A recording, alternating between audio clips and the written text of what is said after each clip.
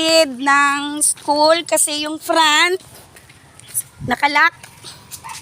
So dito idadaan yung itlog. Dito kami dadaan. Bukas! Very good. So guys, dito pala binuksan yung gate para dito kami makadaan. Ayan. Ito po yung school ng San Agustin, Bula. Elementary school. So, ito na. Yung tricycle na laman yung itlog. So guys, yan yung sa feeding. So, dito na kami sa school. Oh guys, sobrang haba na naman ng mga damo. Oh. Ito yung aming stage. Ayan yung ano ko po, yan. Advocacy ko na malagyan ito ng covered court. Kung masusuportahan nyo po ang school namin.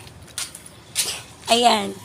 Malaking pagpapala kung mabibigyan ng pagkakataon na malagyan ito ng covered court yung ano namin.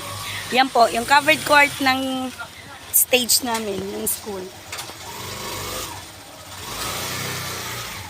So guys, ayun na.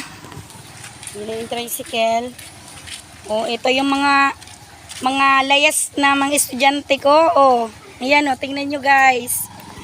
Ayan, mga estudyante ko yan. Ayan, mga grade 5. Tutulong sila para mag-akot ng ano, ng mga itlog.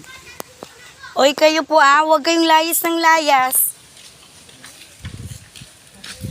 Walang pasok, dapat nasa, ano. Amo yan.